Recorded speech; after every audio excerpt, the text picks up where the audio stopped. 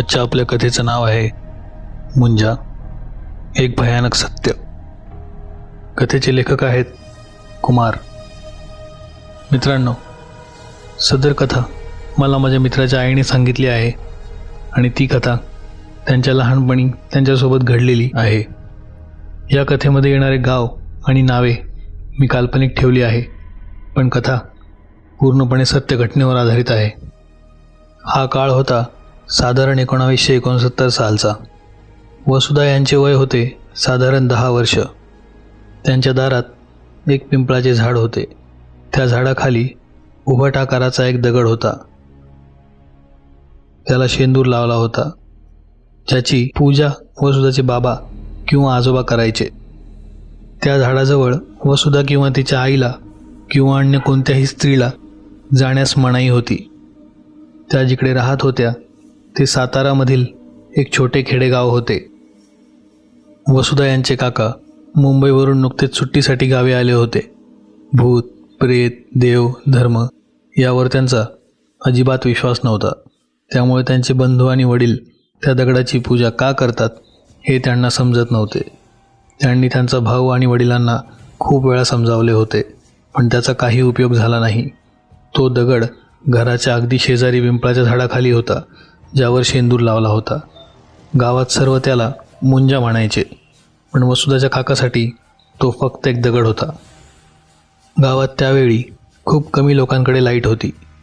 कंदिलाचा प्रकाश एकमेव होता जो अंधारात वाट दाखवत होता.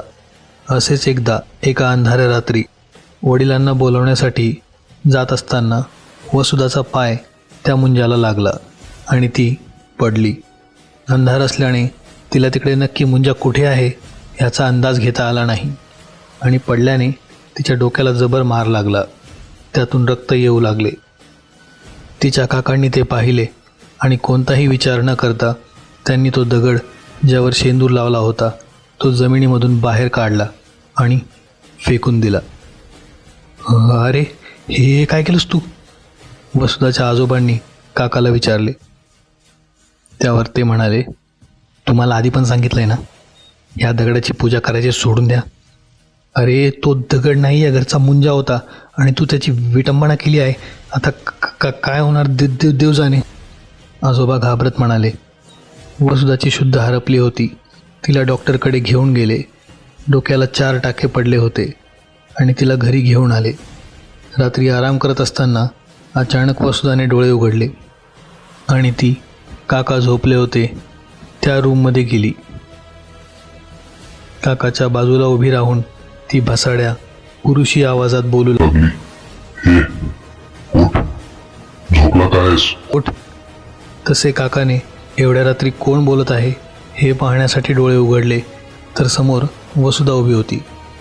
वसुधा, बाळा, काय झालं? काकाने विचारले. तसे वसुधाने त्यांच्या एक कानाखाली लगावली आणि त्याच भसाड्या आवाजात म्हणाली, तुला कोणी सांगितलं रे माझी जागा हलवायला? तुझ्या जन्माच्या आधीपासून मी तिकडे त्या पिंपळाच्या झाडाखाली राहतो आणि तू माझ्या जागेवरून मला काढून टाकले. तू आहेस कोण आणि काय समजतो स्वतःला? आता मी या मुलीला पोरीला झपाटले आहे. तुला हवे ते कर, पण मी हिला सोडणार नाही. आणि वसुधा त्या भसाड्या आवाजात हसू लागली.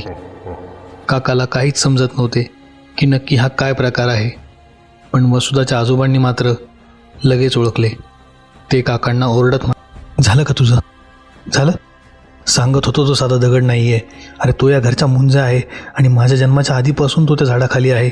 आज तू त्याचे स्थान हलवून त्याचा राग ओढावून घेतला आहेस आणि ह्याचे परिणाम तू तर भोगणारच, पण तुझ्यामुळे वसुधाला पण त्रास सहन करावा लागणार आहे. पण बाबा, मला वाटलं होतं की तो फक्त एक दगड आहे आणि वसुधा त्या रात्री त्याला ठेचळून पडली, तिला लागलं आणि हे मला आवडलं नाही म्हणून मी त्याला काढून टाकलं, काका म्हणाले. तसे वसुधाच्या आजोबांनी देवऋषीला बोलावणे पाठवले. सर्व प्रकार समजून घेऊन देवऋषीने सल्ला दिला की हा मुंजा परत प्रस्थापित केला जाऊ शकतो, पण त्यासाठी त्याची गावात मिरवणूक काढली पाहिजे. आणि काकाने त्याची माफी मागून त्याला वसुधाचे शरीर सोडण्यास विनंती केली पाहिजे. थोडे कठीण काम आहे, पण जर त्याला काही आमिष दिले तर तो नक्की बाहेर येईल, असे देवऋषी म्हणाले. त्यांनी जसे सांगितले तसे सर्व केले आणि त्या दगडाची वाजत मिरवणूक काढली. काकांनी त्याची माफी मागितली आणि आमिष म्हणून त्याला देऊळ बांधून देऊ आणि रोज नैवेद्य दाखवू असे वचन दिले. वसुधा हळूहळू नॉर्मल झाली आणि त्याला बोलल्याप्रमाणे त्यांच्या घराच्या शेजारी एक छोटे मंदिर बांधले गेले. आजपर्यंत त्याला दिवाबत्ती केली जाते आणि रोज त्याला नैवेद्य दिला जातो. मित्रांनो, मुंजा म्हणजे जो ब्राह्मण मुलगा मुंज झाल्यानंतर सोडमुंज होण्याआधीच मरतो त्याला मुंजा असे म्हणतात. मुंजा याचे स्थान मुख्यपणे पिंपळाचे झाड असते. तो पिंपळाच्या झाडावर राहतो असे म्हणतात. मुंजाने कोणाला मारले आहे असे कधी ऐकण्यात आले नाही, पण हा भूत होऊन तुम्हाला घाबरवण्याचे काम करतो असे सांगितले जाते. कथा आवडली असल्यास लाईक करा. कथा कशी वाटली ते कमेंटमध्ये नक्की कळवा. आपण जर चॅनलवर पहिल्यांदा आले असाल तर चॅनलला सबस्क्राईब करा आणि बेल आयकन दाबा. त्याचबरोबर हा व्हिडिओ आपल्या मित्रांना जास्तीत जास्त शेअर करा. धन्यवाद.